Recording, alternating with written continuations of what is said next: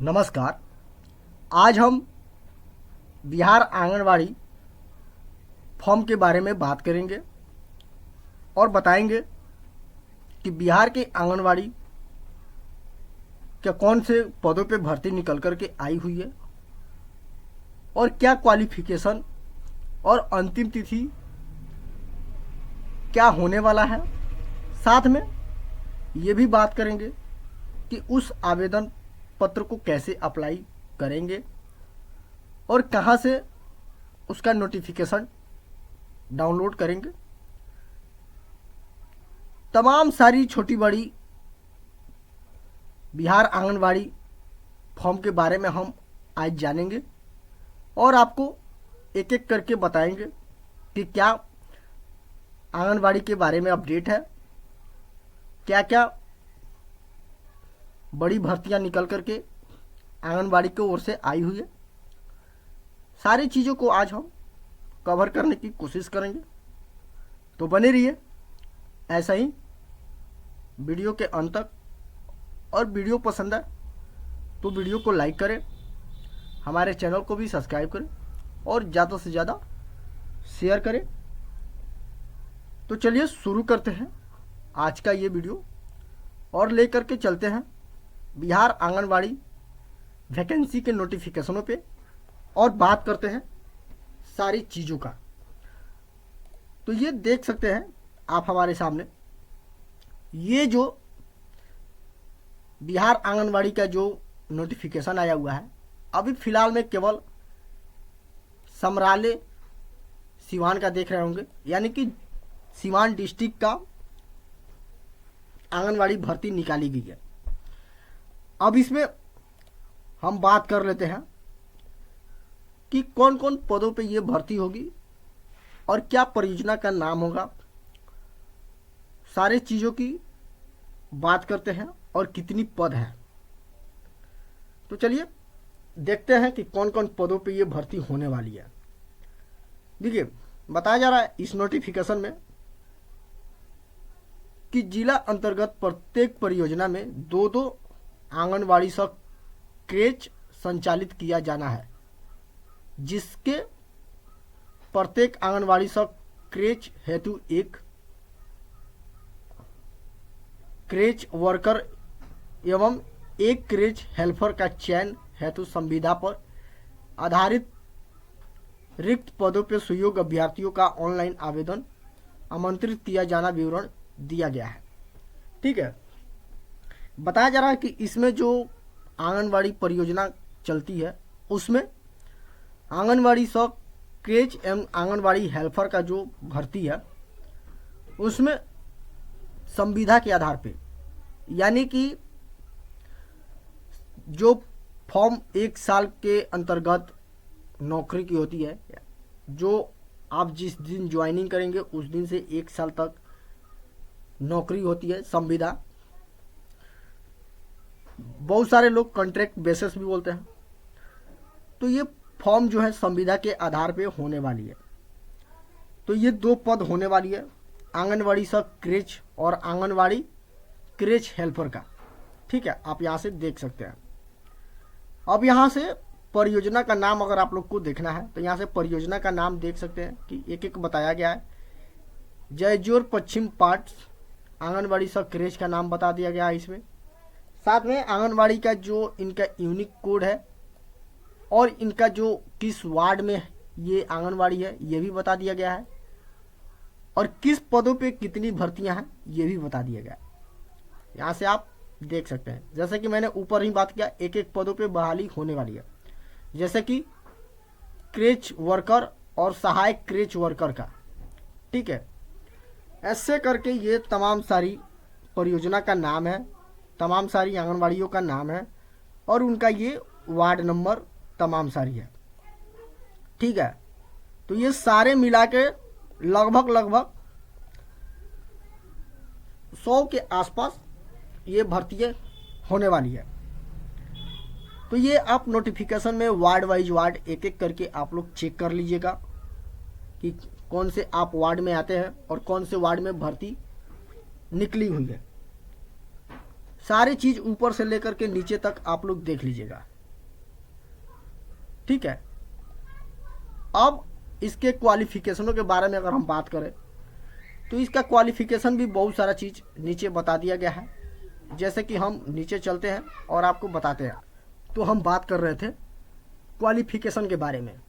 इस रिक्वायरमेंट में जो क्वालिफिकेशन दिया गया है यहाँ पे स्पष्ट तौर पे बता दिया गया है कि शर्तें एवं अहर्ता के रूप में आप लोग को बताया जा रहा है, यहाँ पे देख रहे होंगे, ठीक है। यहाँ पे जो क्वालिफिकेशन बताया जा रहा है, क्रेच वर्कर हेतु शैक्षणिक योग्यता इंटरमीडिएट रखा गया है एवं सहायक क्रेच वर्कर हेतु मैट्रिक आपको होनी चाहिए। यानी कि जो क्रेच वर्कर हैं उनके लिए इंटरमीडिएट अनिवार्य है और जो सहायक यानी कि असिस्टेंट वर्कर हैं उनके लिए मैट्रिक की आवश्यकता है। और उम्र सीमा की अगर बात कर लेते हैं तो बताया जा रहा है कि विज्ञापन प्रकाशन की तिथि को उम्मीदवार की न्यूनतम आयु 18 और अधिकतम आयु 35 यानी कि 35 वर्ष हो जानी चाहिए।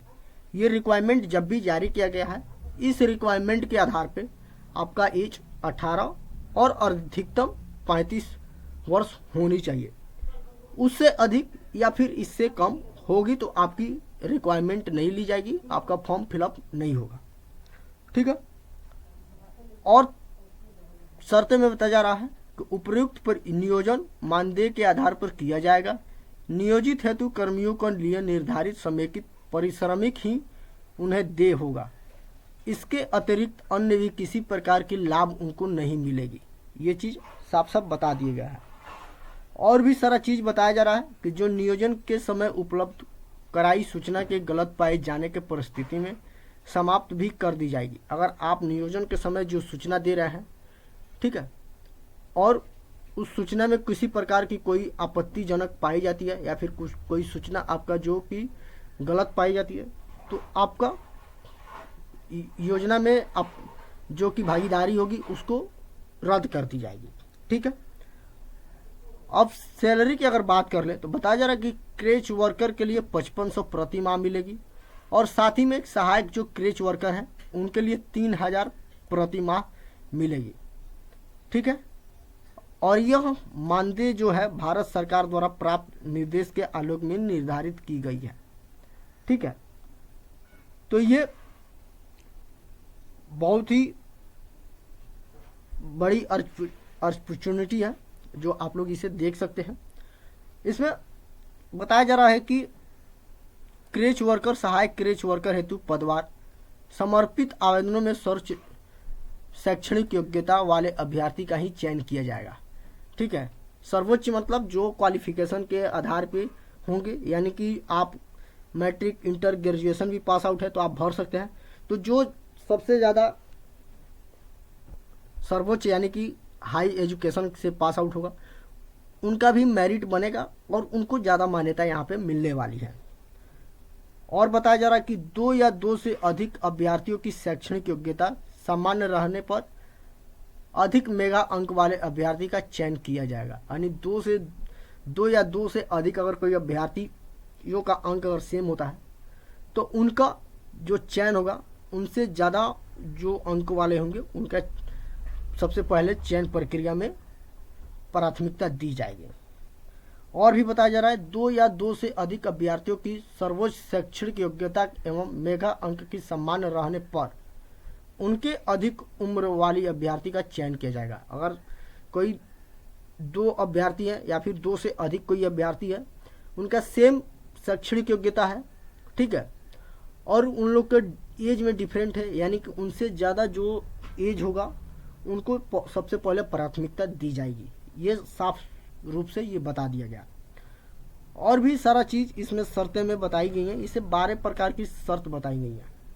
जैसे कि हम आपको इस आवेदन के फॉर्म फिलअप करने के बारे में बता देते हैं और नोटिफिकेशन कैसे डाउनलोड करना है इसके बारे में भी हम बता देते हैं। यहाँ पे एक 12 नंबर पे अगर आप देखेंगे तो बताया जा रहा है कि इच्छुक अभ्यर्थी आवेदन करने हेतु विहित प्रपत्र सिवान जिले के, यानी कि इनका जो ऑफिशियल साइट है, ठीक है, जो सिवान का डिस्ट्रिक्ट ऑफिशियल साइट है, इन पे आप लोग को आने के बाद नोटिस सेक्शन में रिक्वायरमेंट में जा कर के आप लोग को इस पत्र को डाउनलोड करना पड़ेगा, ठीक है। और इस फॉर्म को कैसे भरना है, कब तक भरा जाएगा, इसके बारे में हम समझ लेते हैं।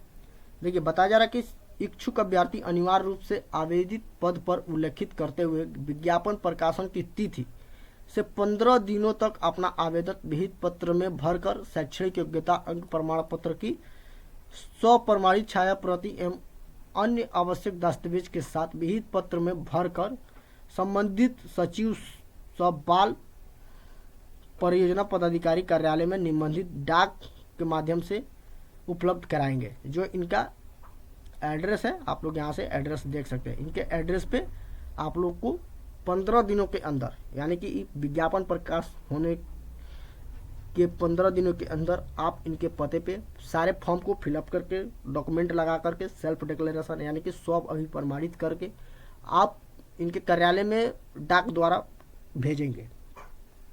और भी बताया जा रहा है कि त्रुटि या गलत आवेदन को प्रथम दृष्टि से निरस्त कर दिया जाएगा और उपरोक्त समय सीमा के पश्चात प्राप्त आवेदनों पर स्वीकार नहीं किए जाएंगे। यानी कि डेट खत्म होने के बाद अगर कोई अभ्यर्थियों का अगर फॉर्म मिलता है तो उनका फॉर्म स्वीकार यानी कि एक्सेप्ट नहीं किया जाएगा, ठीक है। बताया जा रहा है कि भरे हुए आवेदन पत्र के छाया प्रति अपने पास सुरक्षित रखें। कार्यालय द्वारा आवश्यकता अनुसार मांगे जाने पर प्रस्तुत करना होगा। जो भी आप लोग फॉर्म फिलअप करेंगे उसका एक प्रति जीरोक्स निकाल करके अपने पास भी रखेंगे, ताकि अब विभाग के द्वारा कभी भी डॉक्यूमेंट वेरिफिकेशन या फिर किसी भी प्रकार से आपसे मांगे जा सकते हैं। तो ये सारा चीज़ नोटिफिकेशन में बता दिया गया है। अब इस फॉर्म को कैसे डाउनलोड करना है इसके बारे में हम समझ लेते हैं। इनका जो ऑफिशियल साइट है, जो इनका देख सकते हैं यहाँ से siman.nic.in, इस पे आप लोग को आना है। और इसके बाद यहाँ से देख रहे होंगे कि यहाँ से आप लोगों को नोटिस सेक्शन मिलेगा, ठीक है। इस नोटिस वाले सेक्शन में क्लिक करेंगे तो यहाँ से एक रिक्वायरमेंट वाला ऑप्शन मिलेगा। इस रिक्वायरमेंट पे क्लिक करेंगे, इसके बाद से काफ़ी सारा रिक्वायरमेंट आप लोग के सामने खुल करके आ जाएगा यहाँ से, ठीक है। अब इस फॉर्म को डाउनलोड करने के लिए कैसे करेंगे इसके बारे में हम देख लेते हैं। यहाँ पे देख रहे होंगे कि ये सेकंड नंबर पे जो आंगनबाड़ी का कम क्रेज सेंटर का जो दिया गया है, इसको आप लोग व्यू वाले बटन पे क्लिक करके आप लोग डाउनलोड कर सकते हैं, ठीक है। और इसमें ही सारा फॉर्म वगैरह भी दे दिए गए हैं। यहाँ से देख सकते हैं कि आप किस पद के लिए आवेदन करना चाहते हैं। अभ्यर्थी का नाम, जन्म तिथि, माता का नाम, पिता का नाम, आधार नंबर, वार्ड संख्या और अस्थाई और पत्राचार का पता वगैरह आप लोग को संकलन करना पड़ेगा। साथ में किस कैटेगरी से आते हैं आप लोग को ये सारा चीज़ डालना होगा। उसके बाद मोबाइल नंबर, ईमेल आईडी और ये शैक्षणिक योग्यता। आप अगर असिस्टेंट के लिए भरते हैं तो आप लोग चाहे तो केवल मैट्रिक का भर सकते हैं, लेकिन मेरी राय ये रहेगी कि अगर आपके पास इंटर ग्रेजुएशन अगर आपके पास सर्टिफिकेट है तो आप उसका भी यहाँ पे जिक्र कर लेंगे, उसका भी सर्टिफिकेट यहाँ पे भर लेंगे और उसका सर्टिफिकेट यहाँ पे लगा देंगे। अगर कहीं आपने काम किया हो तो उसका भी आप लोग यहाँ से डाल सकते हैं। साथ में कौन कौन से डॉक्यूमेंट आप लोग संकलन कर रहे हैं, यानी कि कौन कौन से डॉक्यूमेंट आप लोग इस फॉर्म में लगा रहे हैं। जैसे कि मैट्रिक का मार्कशीट हो गया, उसके बाद से आपका इंटर है तो इंटर का लगा सकते हैं, उसके बाद से आधार कार्ड, उसके बाद से निवास प्रमाण पत्र, या फिर उसके बाद जाति, या फिर कोई भी कैटेगरी से आते हैं, SC ST से आते हैं या फिर EWS से आते हैं तो उसका प्रमाण पत्र और क्वालिफिकेशन डिटेल्स आपका जहाँ तक है उसका सर्टिफिकेट आप लोग को लगाना अनिवार्य होगा। और इसमें अगर आपके पास और भी कोई अन्य डॉक्यूमेंट है तो यहाँ से आप लोग लगा सकते हैं। यहाँ से देख सकते हैं 1 2 3 4 5 6 10 तक दिए गए हैं, आप लोग 10 डॉक्यूमेंट तक आप लोग लगा सकते हैं। उसके बाद से ये आप लोग घोषणा पत्र पढ़ने के बाद यहाँ से अभ्यर्थी साइन करके इसका एक कॉपी जीरोक्स अपने पास रखेंगे, ठीक है। इसको सारे फिल करने के बाद, डॉक्यूमेंट लगाने के बाद इनका जो एड्रेस है उस पर आप लोग पोस्ट ऑफिस के द्वारा भेजेंगे। तो ये काफ़ी ज़्यादा अच्छी अपडेट है। तो जो भी इच्छुक अभ्यर्थी हैं इसमें अपना नोटिफिकेशन को पढ़ें और पढ़ने के बाद अगर चाहें तो वो फॉर्म फिलअप कर सकते हैं। तो उम्मीद है कि आज का ये वीडियो आप लोग को काफ़ी ज़्यादा पसंद आएगा, और वीडियो पसंद आए तो वीडियो को लाइक करें, हमारे चैनल को भी सब्सक्राइब करें और इसे ज़्यादा से ज़्यादा शेयर करें। मिलते हैं किसी और वीडियो में, आज के लिए बस